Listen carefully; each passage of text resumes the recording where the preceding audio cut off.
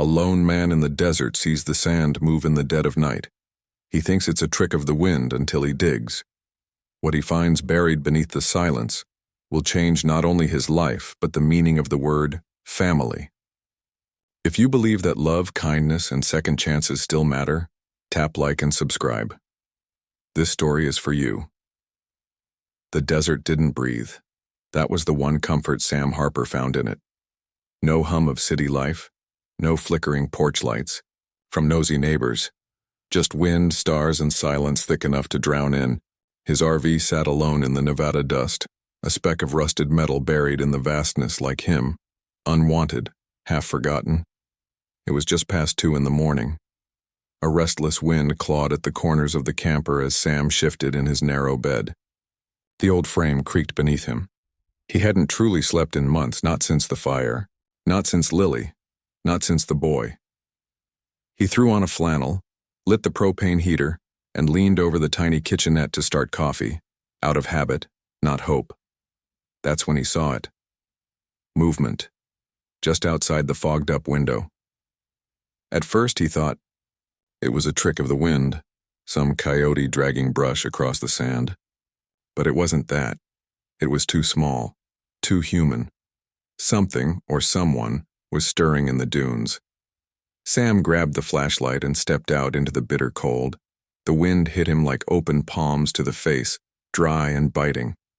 Sand stung his eyes, but he kept walking, drawn by something older than reason. Then he saw it, a tiny hand reaching up from the earth, fingers twitching, covered in dust. Jesus. He dropped to his knees and began digging, bare hands scooping frantically. The sand was cold, packed, as if it had held these bodies like secrets. Another small hand appeared. Then a face. Ashen, lips cracked, eyes shut tight. A girl. She wasn't moving. He leaned down, pressed his ear to her mouth. For a moment, nothing. Then the faintest flutter. Breath. Sam didn't think. He just moved. He lifted the girl into his arms and ran her back, to the camper. Came back, dug again, and again. 4 children. 4. Each of them silent, limp, barely alive. 2 girls, 2 boys, no older than 10, the smallest maybe 4. Their clothes were torn, shoes missing, cheeks hollow. He laid them in the RV, one by one, wrapped them in blankets, turned the heat up high, made broth with what little he had left in a can. The youngest stirred first, coughing once, then curling against his sister's side like a cat finding warmth. The oldest girl opened her eyes next, dark, wide, and unreadable. She looked at him, not with fear, not with gratitude, just watched, like she'd seen men before and knew enough not to trust too quickly. Sam sat back in the worn armchair near the door, heart pounding like a drum in a locked chest. He didn't know what to do, didn't even know who to call. His radio barely reached the nearest town, and he hadn't used it in months, and if he did call, what would he say? I found 4 kids in the sand, just lying there, like a prayer someone gave up on. No. He said nothing, did nothing except keep watch. Let the heater hum, let the wind batter the windows while time dripped slow as tar. When morning came, it came gray and quiet, and with it came a sound that hadn't touched his doorstep in over a year. A knock, soft, tentative. Just 3 taps. He stood slowly. His legs ached from crouching all night, his mind even more so. He opened the door. She was standing there, young, maybe 30, but worn like desert stone. Her hair was tangled, face streaked with salt and dirt. She held an empty water bottle in one hand, her other arm cradling it like a lifeline. Her eyes met his, and in them, he saw what the kids didn't show. Terror, hope, and something else, the edge of a mother's desperation. They're mine, she said, her voice barely above a whisper. The children, they're mine. Sam didn't answer. The wind picked up behind her, lifting her thin dress like a flag. Her lips were cracked, her knuckles red and raw. And yet, she didn't cry, didn't plead. She just stood there, waiting, bracing. "I'm not here to cause trouble," she said again. "Just needed a place to bury them, to keep them safe, please."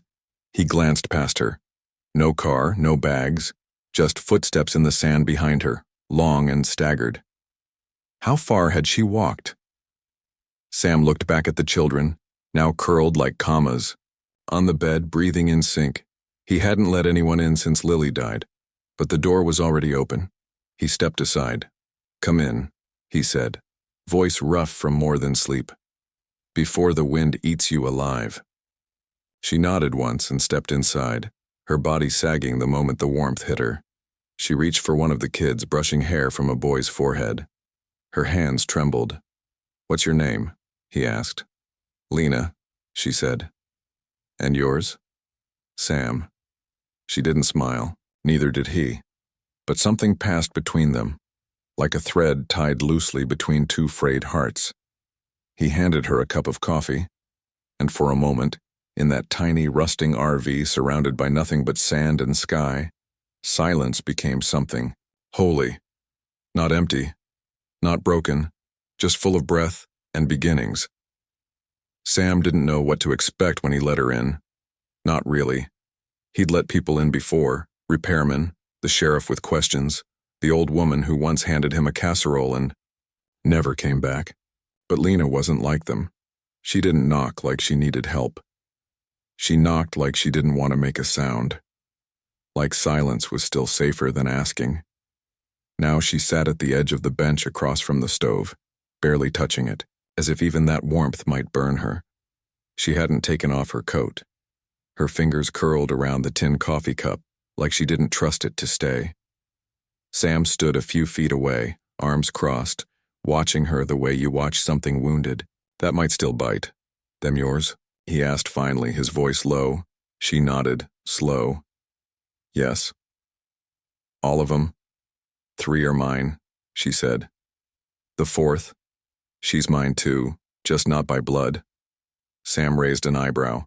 She looked at him, steady, defiant even in her fatigue. "She was left behind at a shelter. Nobody claimed her. I couldn't leave her."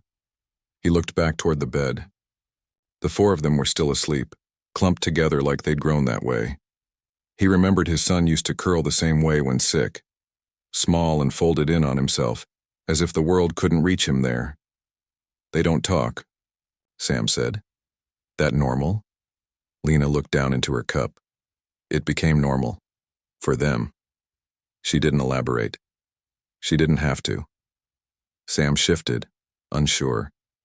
The RV felt smaller now, like 4 kids and 1 quiet woman took up more room than space could allow. Still, he hadn't asked her to leave, not yet. "How far you walk?" "About 12 miles, give or take. Through the night." "We didn't have a choice." Sam frowned. "Someone after you?" A beat.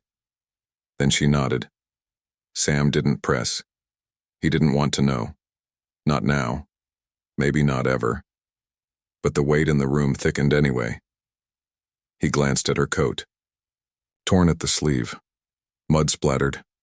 Her shoes, if you could call them that, were cracked at the sole. "You need food?" he asked.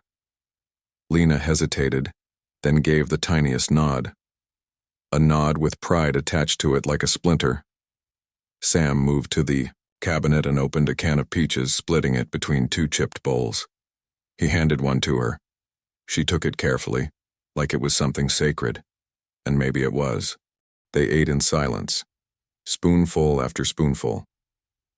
When they finished, she exhaled slowly and set the bowl down.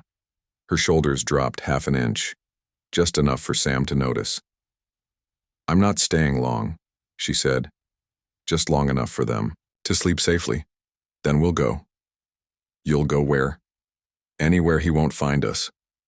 Sam didn't ask who he was. He didn't want that name in the RV. "You can stay the night," Sam muttered. "Tomorrow we figure something else out." Lena blinked at him, startled. "I didn't ask." "I know," he said, cutting her off. "But I'm saying it anyway." She looked at him for a long moment, not grateful, not suspicious, just seeing him, like someone who knew what grief smelled like. Sam turned away and began tidying. He wasn't good at small talk. Never had been, especially not with women who looked like they'd walked through hell. "You live out here alone?" she asked, voice softer now. "Yeah." "For how long?" 3 years, he said, "since my wife passed." Lena nodded as if she'd guessed. "You have kids?" "One." "Had." He didn't say more. She didn't ask. That silence, too, felt like a kind of respect. Outside, the wind had died down, leaving the RV cloaked in a heavy stillness. The kind of silence only found in the desert. Full, not empty. Sam checked the generator and added a log to the heater.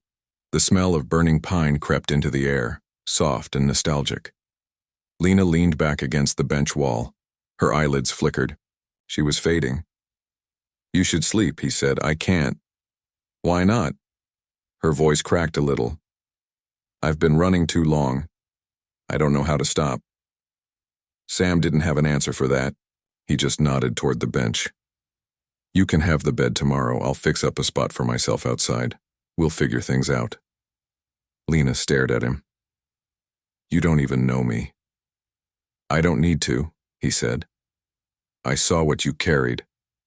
And who you carried it for." He regretted the words the moment he said them. Too much truth. Too fast. But Lena didn't flinch. Instead, she did something unexpected. She closed her eyes, just for a second, then whispered, "Thank you." Sam watched her lower herself slowly onto the bench, pulling her coat tighter. In seconds, she was asleep, the kind of sleep that only comes when you're too exhausted to be afraid. He sat down at the other end of the RV next to the window. The moon had crept halfway down the sky. The sand outside was still again. No more movement. But inside, something had shifted. Something small. A thread pulled taut between broken places. Morning came with a hush. No trucks, no footsteps, no wind whispering threats through the cracks. Sam sat on the small metal step of the RV, a chipped mug in one hand, watching the desert wake up. The sand, still cool and gray, shimmered as sunlight stretched across it, as if remembering how to glow. Behind him, the camper was quiet. Not the heavy, grieving quiet it used to be, but a different kind. A quiet with breath. The kind that came when there were other souls nearby, breathing the same dry air. He hadn't slept. Not really. Just dozed in the corner by the window, one eye open like a man half ready for war. But no war came. Just soft snores and once, the faint murmur of a child talking in a dream. He wasn't sure what he expected to feel this morning. Regret, maybe. Regret for letting them stay, for opening a door he'd sworn to keep bolted shut. But all he felt was tired and, strangely, a little less alone. Inside, the kids began to stir. Quiet rustling, the clink of fingers against a cup. No crying, no yelling. They moved like shadows with names he didn't know yet. Then he heard her, Lena, her voice low, kind, steady. Not cheerful, but grounding, like a rope tied to something solid. "Careful," she murmured. "He's still sleeping." Sam sipped his coffee and let them believe that. A few minutes later, Lena stepped out, pulling her sweater tighter. Her hair was less wild this morning, tied back with a strip of faded cloth. Her face looked different in the daylight, no less tired, but gentler somehow. She stopped when she saw him. "You didn't have to stay up." "I didn't," he lied. She sat beside him without asking, not too close, not too far. A distance of cautious hope. "They slept through the night," she said, eyes scanning the horizon. "It's the first time in weeks." Sam nodded. "They're tough. They shouldn't have to be." Silence again, but the kind that didn't press. "You get breakfast?" he asked. She smiled faintly. "We made something. Toasted the last of your bread." "You cooked?" "One of them did. Sort of." She insisted. Sam raised a brow. Lena tilted her head toward the RV. "Mira, the oldest, she used to pretend she had a restaurant. This morning it was open for business. He almost smiled. Almost. "I'll get started on something today," he said. "Little shelter out back, you can't all stay in that RV forever." "You're building for us?" He shrugged.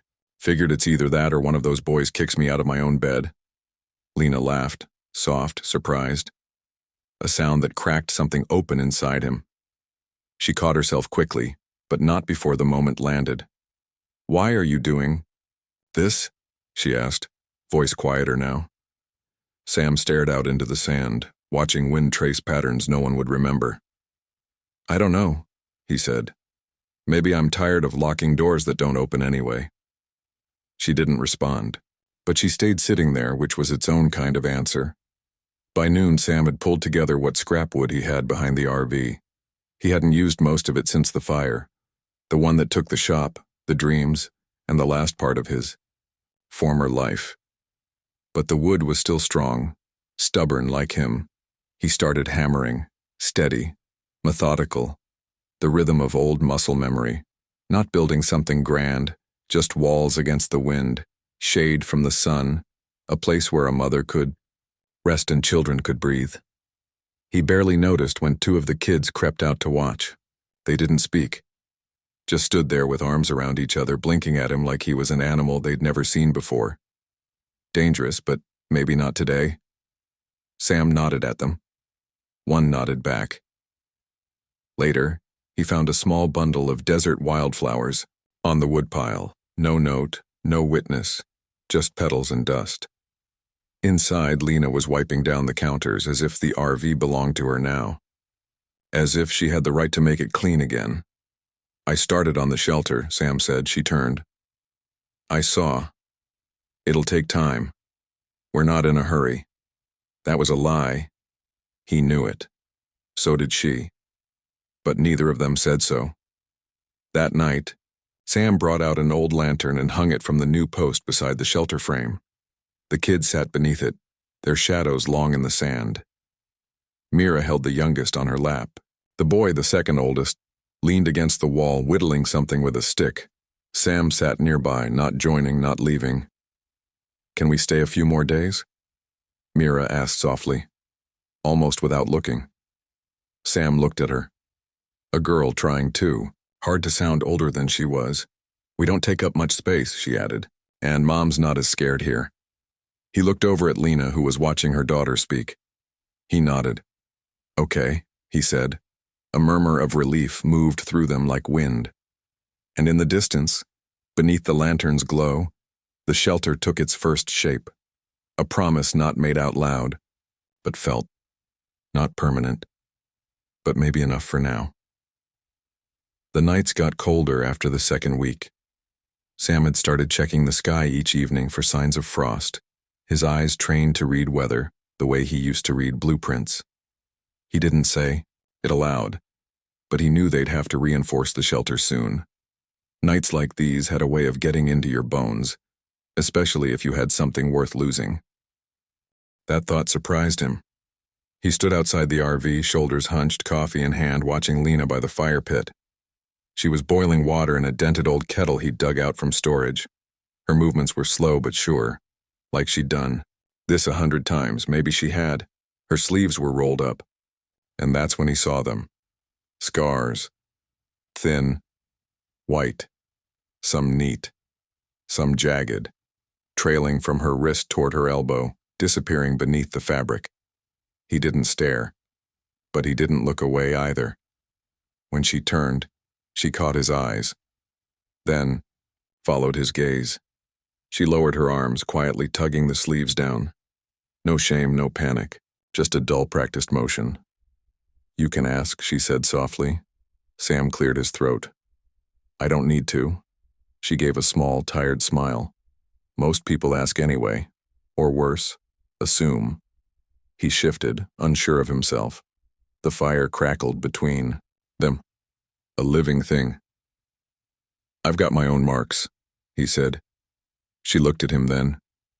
Really looked. At the way his left hand didn't quite grip the mug right. The way he winced when he moved too fast. The faint pink burn along his neck. Fire? she asked. He nodded. Wife and son? She asked again, more gently. He nodded again. Silence wrapped around them. Not awkward, not forced, just heavy with shared understanding. I got these, Lena said, sitting slowly. Before I left him, some were from him, some from me. Sam didn't flinch. He just sat across from her, letting the words settle. It's strange, she continued, voice quiet as ash. The body remembers even after it heals. Even when you forget the sound of the voice or the way they moved. The pain, though, it lingers. But in silence, like it's waiting. Sam nodded, gaze fixed on the fire. I get that. Lena looked down at her hands. I didn't think anyone would. For a while, neither of them spoke. The kids were asleep inside, bundled together like a nest of soft breaths. The stars had begun to emerge one by one, stitching the sky back together. I lost them in the Abi. Crash, Sam said suddenly, the words dragging out like stones. One turned too fast, road was slick, I was driving. Lena inhaled, sharp and quiet. Sam, he held up a hand. It was dark. We were fighting. I said I'd fix the leak in the truck weeks earlier, and I didn't. It stalled. I tried to turn, didn't see the curve. He paused. The words tasted like rust. My wife died instantly. My son. 3 days later in the hospital. I left before the machines did. Lena's eyes glistened, but she didn't move closer. She didn't need to. I thought about driving into the desert and just not coming back, he added. But I didn't. I just stayed. Out here. Lena whispered. Why? He looked at her. The fire danced in her eyes. Because I figured if I couldn't build anything again, I might as well disappear where nothing grows. They sat like that, across the flame. Two broken people who'd found one another in the rubble. Then Lena said something he didn't expect. You're building again. Sam blinked. What? The shelter. The table. The way you fixed the window so the cold wouldn't creep in on the kids. He tried to brush it off. Just temporary repairs. No, she said firmly. That's what people say when they're afraid of hoping. That landed hard. Sam looked down at his hands, scarred and calloused, made for tools, for wood. But maybe not for people. I haven't touched a piece of lumber in 3 years, he admitted. Not until you showed up. Lena watched him, for a moment. Then she reached into her pocket and pulled out something small, something he hadn't seen before. A button, worn, with a faint engraved star. She turned it in her fingers. It's from my daughter's old coat, she said. She lost it weeks ago, cried for hours. I found it yesterday by your workbench. She handed it to him gently, palm open. For luck. Sam took it, held it like it meant more than it should. And maybe it did. I don't know how to do this, he said quietly. Neither do I, she replied. He nodded. But maybe we cannot know together. For a little while. Lena smiled, not a wide grin, but something steadier, truer. Then she did something small, something quiet. She reached across the fire and placed her hand over his for just a second. Just long enough to say, I see you. Then she stood and walked back into the RV, leaving him alone with the button, the stars, and the sense that maybe the desert wasn't empty after all. The days began to settle into a kind of rhythm. Sam never said the word routine. That felt too formal, too fragile. But something was shifting. He'd wake before dawn, boil water, start the fire. By the time the sky turned from black to bruised blue, the shelter creaked with life. Lena would emerge, with sleep-heavy eyes and a quiet morning, her voice hoarse from dreaming too hard. The kids would follow, blinking, stretching, clinging to warmth and each other. Sam would hand Mira a tin mug of hot tea, and she'd nod, always with that seriousness beyond her years. Nobody called it home. But it started to feel like one. Hio. Spent the afternoons building, walls, braces, shelving. He found himself remeasuring things that didn't need perfect angles, as if somehow precision might hold the roof tighter when wind returned. The kids helped where they could. Mira swept out the dust. The boy, Jude, Sam finally learned, sorted scraps like puzzle pieces. The youngest two, Ava and little Caleb, made up songs about the house that used to fly and danced barefoot in the sand. Lena cooked when she could. Nothing fancy, mostly canned goods with wild herbs she knew how to find. But it was the way she moved, focused, quiet, careful. Sam found himself watching her more than he meant to. One morning she caught him staring. "What?" she said, not annoyed, just curious. He shrugged. "Just thinking how you do a lot with so little." Her mouth twitched. "I had a good teacher. Poverty's a hell of a professor." He snorted, and to his own surprise, laughed. A real one. Lena blinked at him, then laughed too. It was like dust being shaken from an old coat, something buried, but still intact. That afternoon, he gave her the finished table. It was small, made from reclaimed wood and memory, not symmetrical, not perfect, but the corners were sanded smooth. The grain was clean, solid. Lena ran her hand across it like it was glass. "For meals?" she asked. "For whatever you want," Sam said. The kids sat around it that night, passing a can of beans like it was Thanksgiving. Mira told a story. Jude added sound effects. Lena smiled, then wiped her eyes when no one was looking.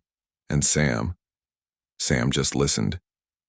It had been so long since his hands built something that people actually gathered around. By the end of the week, they planted the tree. It wasn't much, just a sapling no taller than Jude's shoulder, twisted, uncertain, growing in every direction. Sam had found it sprouting behind a pile of junk behind the old water pump.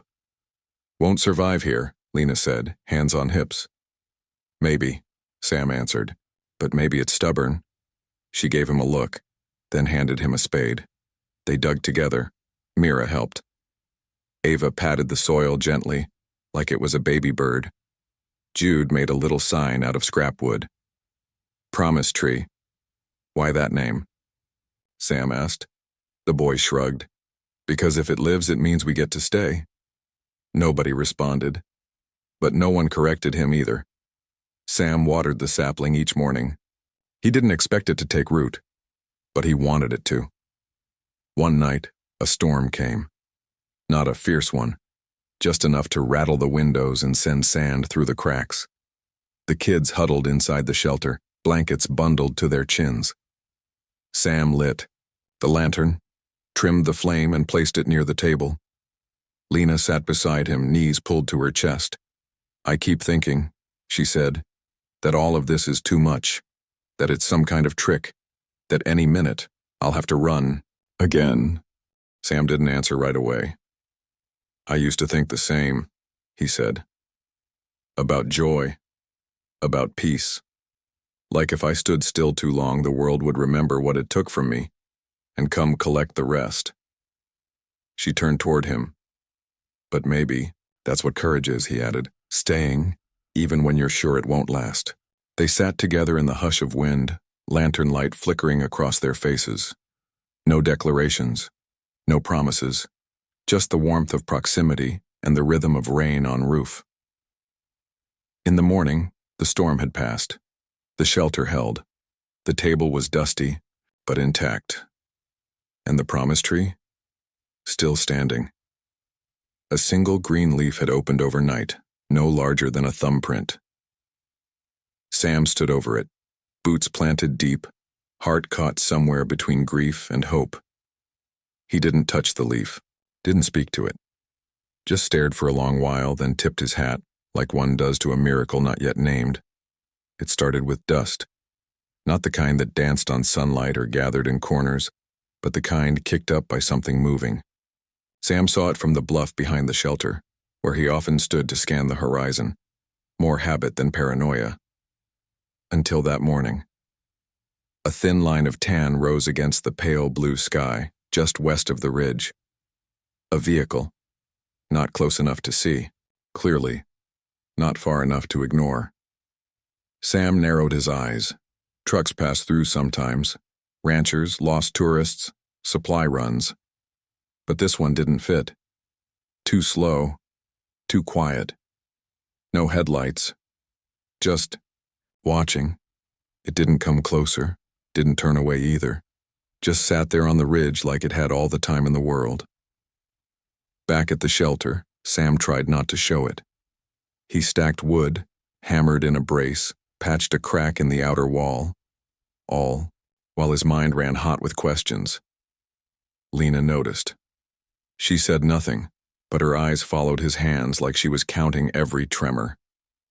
At breakfast, the kids were louder than usual, Caleb giggling at Ava's cereal mustache, Jude showing Mira how to flip a playing card off his thumb. It should have been a comfort. It wasn't, not with the dust still lingering. That night, Sam double-checked the lock on the shelter door. Lena came outside, arms wrapped tight around herself. "You saw it, didn't you?" Sam didn't look at her. "Yeah." "Do you think it was him?" He nodded, slowly. "I think someone's looking. Might be him. Might be someone he sent." Lena stepped closer, her voice barely more than breath. "You said you were just helping us for a little while. You didn't sign up for this." Sam turned then, really turned. Her eyes were wide, afraid, but not pleading, just honest. "I didn't sign up for it," he said. "But I'm not walking away from it." A long silence stretched between them. Then she whispered, "You don't even know what he's capable of." "I don't care." That surprised her. It surprised him too. But it was the truth. The next morning, the truck was gone. Just vanished like a threat swallowed by the sky. Sam didn't relax. He knew that's when men like him were most dangerous, when they disappeared for a day to remind you they could. He pulled out the old shotgun, cleaned it, oiled the stock, not for show, for clarity. At lunch, he showed Jude how to set a tripwire, not to hurt, just to alert. The boy asked why. Sam didn't lie. Some people come back when you least want them to. This way, we'll hear them first. Mira watched them from the doorway. She didn't ask questions. She just started collecting rocks to line the edge of the shelter. Her own quiet defense. That night, Sam placed the shotgun by the door. He didn't sleep. Neither did Lena. On the fourth day, Sam saw fresh tire tracks near the pump. 2 sets, coming from the ridge. Turning off just before reaching the shelter. He stood over them for a long time, hands in his pockets, breath shallow. The desert was trying to send a message. "We see you." That evening, Lena asked the question he'd been waiting for. "What happens if he comes?" Sam didn't answer right away. He was lighting the lantern, hands steady, movements measured. Lena waited. "If he comes," Sam said finally, "we stay calm. We stay together. We make sure the kids are safe." "And after that?" Sam looked up at her. "I stop him." Her jaw tightened. "It's not your fight." "I know." "Then why?" He paused, then said softly, "Because someone should have stopped what hurt you a long time ago. And I wasn't there then. But I'm here now." Lena swallowed hard. She didn't cry. She didn't hug him. But she placed her hand on the edge of the table he'd built. "I won't run this time," she said, "even if it costs me." Sam nodded. "Then we're in this together." Later, after the children fell asleep and the fire died down to embers, Sam walked the perimeter with a lantern. The stars above were too bright, too clean for what he felt brewing. He crouched beside the sapling. The promise tree was holding on. Bent, but alive. Its single leaf had grown. Another had begun to sprout. He stared at it, hand resting on his knee. "I don't know if I'm enough," he murmured. "But I'll be here, I swear it." Behind him, he heard soft footsteps in the sand. Lena. She didn't speak, just sat beside him. They didn't touch, but they didn't have to. Sometimes presence was a kind of armor, and silence, a kind of vow. The engine was the first sound. Low, slow, cruel in its calm. Sam stood from the bench beside the shelter door, the the morning coffee still steaming in his mug. He didn't move. Just listened. Then the dust kicked up again. This time it didn't linger on the ridge, it came down the slope. Closer, deliberate. The truck was matte black, wide-tired, moving like it had every right to be there. And Sam knew. This wasn't someone passing through. He turned and knocked on the doorframe of the shelter, sharp and quick. "They're here," he said. Inside, Lena froze mid-step. Mira dropped the tin cup she was washing. Jude moved to stand in front of the younger ones instinctively, like a reflex he'd learned too young. Sam grabbed the shotgun. Not raised, not pointed, just held. "Lena," he said, "take the kids. Into the crawl space. You showed me that trick. Use it." She hesitated. "What about you?" "I'll talk to them." "Talk?" she whispered. "That man doesn't talk, Sam. He punishes." He didn't flinch. "Then I'll hold him off until you're clear." Lena looked like she wanted to scream. Instead, she nodded, grabbed her children and disappeared through the trapdoor behind the cot. Sam stepped outside. The truck had stopped 20 feet from the shelter. Dust still swirled in the air like it hadn't decided what shape to settle into. 2 men got out. The first was tall, square-shouldered, too clean for the desert. Sunglasses, black shirt tucked into a belt with nothing good hanging from it. His walk was the worst kind of confident. The second man was leaner, scruffier, scanning the area like he was casing it. Sam's gut clenched. "Back up." Sam didn't speak, just stood with the shotgun tucked low at his side. Not threatening yet. The tall man removed his sunglasses. And there he was, Casey Weller. Sam didn't need a name to confirm it. He saw it in the cold calculation of the man's eyes, in the way his lip curled slightly at the sight of someone standing in his way. "I'm looking for someone," Weller said, like he was asking for directions. "Not here," Sam replied. Weller smiled. "I think she is." He took a step forward. Sam didn't move. "She ran off," Weller continued. "Took my kids. Took someone else's too. That's kidnapping, last I checked." Sam's voice stayed even. "Those kids were starving in a shelter. You left them behind." "I left them somewhere safe," Weller said. "She had no right." "She had every right." A pause. Weller's face shifted. Just a flicker. "You got a family, mister?" Sam didn't answer. "I did," Weller said. "Had one, before she ruined it, before she filled their heads with garbage." He was walking now, slowly, circling. The second man followed a few paces behind, hand near his hip.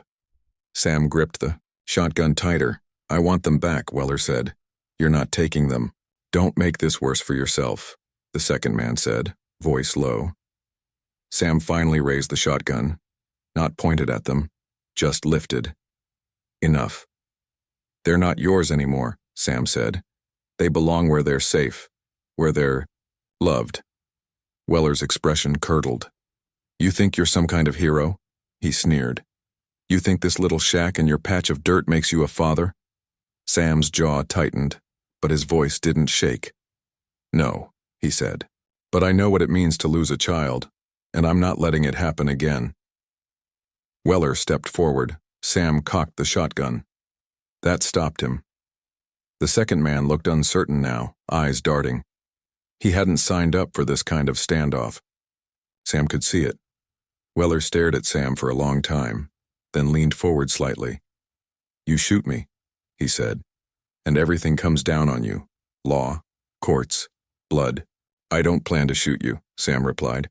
"I plan to outlast you." For a moment it was dead still. Even the wind held its breath. Then, "Boss," the second man muttered.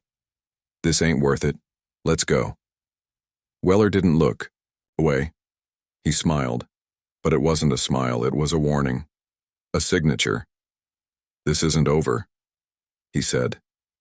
Then he turned. They climbed back into the truck. The tires spun, flinging sand as they peeled off toward the horizon. Sam stood still until the dust disappeared. Then he let the shotgun fall against his thigh, and his shoulders slumped. Not from fear, but from the weight of what he'd just chosen. Inside the shelter, the trap door creaked open. Lena emerged first, her face pale, eyes wide. "You didn't run," she whispered. Sam turned to her. "No," he said, "and I won't." She crossed the room, slowly, like every step was, breaking some rule she'd once been taught. And then, for the first time, she wrapped her arms around him, not soft, not trembling, fierce. He froze at first, then let himself hold her, like the man he used to be, like the man he wanted to be again. It happened at dusk. The sun had just dipped behind the ridge, turning the sky into layers of bruised orange and indigo. Sam was inside the shelter, repairing a hinge on the crawlspace door. Lena was brushing Ava's hair. Jude and Mira sat at the table, tracing lines on a makeshift map Sam had drawn of the surrounding desert. Then the smell hit him. Smoke. Sharp. Burning. Not the slow curl of a cooking fire, but panic smoke. Smoke that didn't ask permission. Smoke that screamed. He bolted outside. The RV was on fire. Flames licked the sides, orange and wild, climbing up through the windows, roaring from the open door like something unholy had crawled out of it. The old propane tank was already hissing. It wouldn't be long. "Lena, get the kids out now." She was already moving. Sam grabbed the fire blanket, a bucket, anything he could find, but it was pointless. The fire had started from inside. Accelerant, maybe lighter fluid, maybe worse. This wasn't an accident. This was a message, a warning signed in flame. He backed off as the heat swelled, the fire swallowing what little past he had left. The photo on the dashboard, the folded blanket Lily had once sewn, the only piece of their old life he'd kept. Gone. The tank blew. A short, deafening burst of fire and shrapnel, sending a wall of heat across the sand. Sam hit the ground, arms over, his head. When he looked up, the RV was nothing but a glowing carcass. Ash floated in the air like snow. Later, they stood in silence, watching it smolder. The kids huddled against Lena, her arms wrapped tight around them, like they could disappear if she let go. Mira was crying silently. Jude's jaw was clenched like stone. Sam didn't say anything. He couldn't. Everything he had left had just turned to smoke. Lena looked at him finally, her voice a rasp. It was him. Sam nodded. She stepped closer. "You tried to protect us. I failed." "No." She said it so firmly it startled him. "You stood between us and a monster. You made this shelter with your hands. You gave them a place to sleep without fear." He turned away. "And now it's gone. So we build again." He looked at her, hollowed out. "You still want to stay?" "I've been running my whole life," she said. This is the first place where I wasn't just surviving." Her voice cracked, but she didn't cry. Sam looked at the shelter. It was still standing, scorched at the edges, but intact. The table, too, covered in ash, but untouched by flame. And then he saw it. The promise tree. Bent, blackened at the tips. But standing, its 2 green leaves still clung to the branch. He stared at it. For a long time. Like a man reading scripture he'd forgotten he once believed in. "We'll need help," he said finally. "To rebuild." Lena nodded. "Then, we ask." That night the kids slept inside the shelter, wrapped in all the blankets they had left. Lena sat near the table, sewing a ripped jacket by lantern light. Sam stepped outside. The stars above were cruel in their beauty, like the desert was mocking him. But then he heard something. Footsteps, crunching sand, not hiding. He grabbed the shotgun, heart pounding, but then he saw the light, a lantern, and then another. Figures in the dark, the sheriff, Mrs. Donnelly from the bakery, Hal, the old mechanic, even Marla, the girl from the gas station who never spoke more than 5 words. They came with arms full, blankets, tools, canned goods, old boards, nails. Word had gotten out. Sam stood frozen, gun at his side, unsure if he was awake. The sheriff nodded toward the scorched RV. "Heard there was trouble. Sam cleared his throat. There was. Hal spat into the dirt. That man ever shows his face again, we'll show him what trouble means. Mrs. Donnelly placed a basket on the table inside. We brought what we could. More's coming. Sam blinked. Why? She looked him in the eye. Because people don't set roots in the desert unless they're damn serious about staying. And you, Sam Harper, finally stopped running. He didn't know what to say. Lena stepped out, one hand still holding thread. She looked from the townspeople to Sam, and for the first time in years he saw it in her eyes. Not fear, but faith. He looked at the table, at the tree, at the people who had come without being asked. Then he said, "Let's get to work." They came back the next morning. More of them. Old men in flannel shirts with tool belts slung over one hip. Women carrying baskets of bread and jars of soup wrapped in kitchen towels. Teenagers with long limbs and quiet eyes, lugging lumber like it meant something. People Sam barely knew the names of.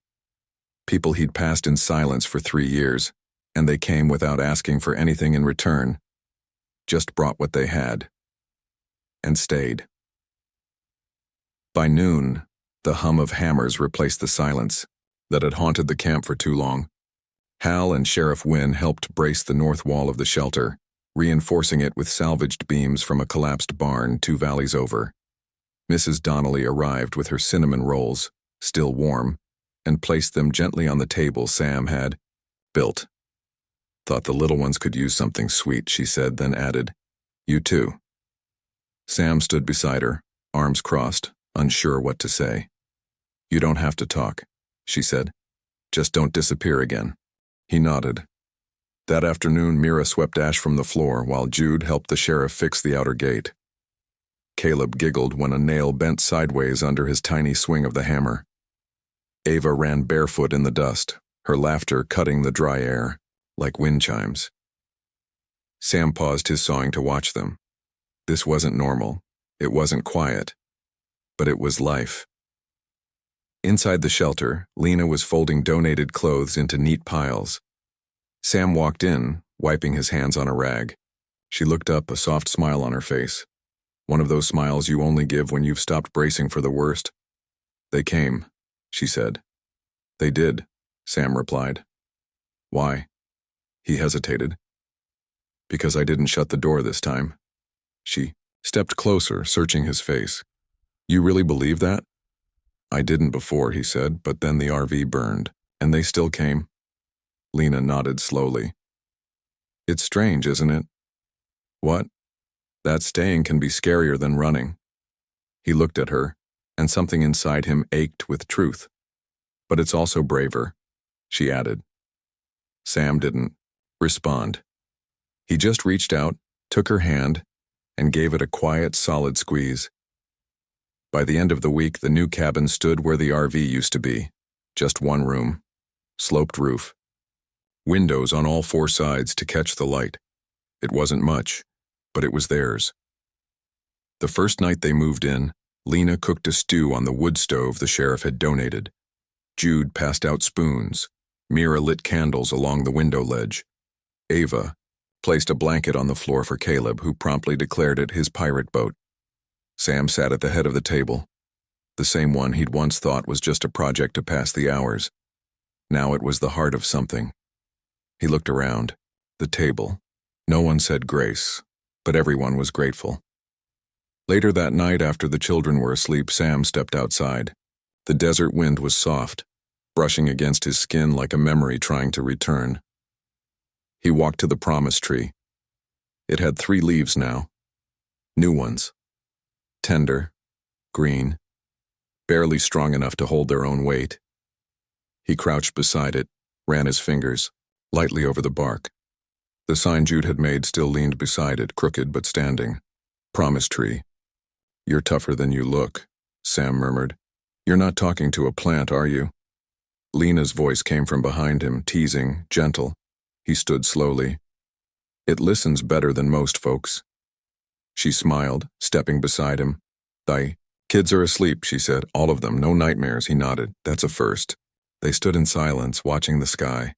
Then she said, You know, I used to believe people were just temporary. Places, too. You don't anymore? I'm not sure, she admitted. But I'm willing to find out. Sam looked at her. The lines of her face softened in the starlight. He reached out, brushing her hand with his fingertips. I used to think I wasn't allowed to start over. Lena turned to him. You're not starting over, Sam. You're starting with. He didn't say anything after that. He didn't have to. Before heading back in, he checked the cabin's door one last time. Latched. Sturdy. He looked around the clearing, at the scraps left behind by helpers now gone home, at the footprints, pressed deep into the sand, the kind that didn't disappear after one wind. People had come.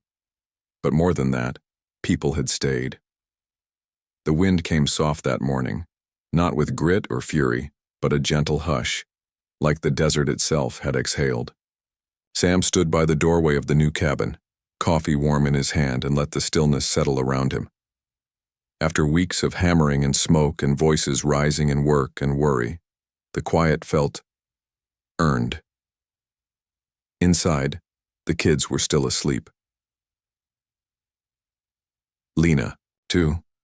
He could hear the slow rhythm of breath behind the walls, not anxious, not broken, just sleep, real and deep. For the first time in a long time, Sam didn't feel like he needed to keep watch. He walked out to the promise tree, boots pressing shallow prints into the sand. It had grown. Not by much, an inch maybe, but enough. 5 leaves now, stretching into the morning light. He crouched beside it, fingers brushing the dry soil. Next to the trunk, something caught his eye. A tiny wooden heart, carved crudely, tied to a low branch with string. Mira's handwriting scratched faintly into the grain. This is where we begin. Sam blinked hard. The wind passed again, tugging gently at the ribbon, making the heart sway like it was nodding. He stayed there a long time. Later he found Lena on the porch, blanket over her shoulders, hair still tangled from sleep. You're up early, she said. He shrugged. Didn't want to miss the quiet. She joined him, leaning against the railing. They watched the sun rise over the ridge, coloring the sand with soft gold. There's peace here, she said. Even after everything. There is. I didn't think I'd ever feel it again. Not in this lifetime. Sam looked at her. The way the light traced the edge of her cheekbone, the shadow beneath her collarbone. She wasn't fragile. She was stillness made strong. You gave them a place, she said. I just hammered some nails. No, she said, turning to him. You stayed. That's more than anyone ever did. Sam looked away, then back again. I thought about leaving. When? After the fire, before the town came. Part of me still thought, maybe I'd only made it worse, that maybe some people aren't meant to have a second shot. And now? He exhaled. Now I think maybe I've been alive this whole time. Just waiting for someone to notice. Lena reached out and touched his face, fingers calloused but soft at the center. I noticed. That afternoon they had a meal outside. Just bread, eggs, and tomatoes someone from town had dropped off. The kids sat around, the table, legs swinging, fingers sticky with juice. Jude drew a crude map of the homestead, labeling each building like it was a castle. Ava named the tree Captain Leaf. Caleb said he was going to build a tower there someday, so the stars don't have to sleep alone. Mira handed Sam a folded piece of paper. A drawing. 5 stick figures standing beneath a crooked tree. You're the one with the beard, she said. He laughed. Guess that makes it official. Lena looked at him across the table, and in that moment, no one said family. No one said forever. But they didn't have to. It was already true. That night, Sam couldn't sleep. Not from fear, but from fullness. He stepped outside alone, letting the chill kiss his skin. The wind was soft again, the stars wide open. He walked, one last time, to the promise tree. The heart Mira had carved still swayed. But now there was something new, tied beside it, with a bit of red string, a small silver ring. Lena's. hung there like an offering, or a promise made not to be worn, but remembered. He didn't touch it, didn't need to. He sat beside the tree, hand resting in the dust. Let the silence stretch. This time it didn't feel empty. It felt like a page being turned, like the closing of one chapter, and the quiet opening of something new. In the morning, Caleb climbed into his lap without asking. "Daddy," he whispered, sleep still in his voice. Sam froze. He hadn't expected it, hadn't dared, but he didn't correct him, didn't shift away. He just held the boy tighter. "Yeah," he said softly. "I'm here." Later, when the sun rose fully and the others came outside, Sam stood by the tree once more. The wind tugged at his shirt. The leaves shimmered. He looked at Lena, at the kids, at the house, the table, the tools still leaning against the wall like they belonged to someone sure of himself. And then, for the first time since the accident, since the fire, since everything burned down, Sam smiled without sadness. It wasn't a big smile, but it was real. "We don't have to promise forever," he once told her, "but we can choose each other every day." Sometimes family isn't who we're born with, but who stays when the fire fades, who plants a tree in the dust and says, "I'm not going anywhere." If this story touched something quiet in you, leave a like and subscribe for more moments that heal, remind, and stay with you long after the screen fades to black.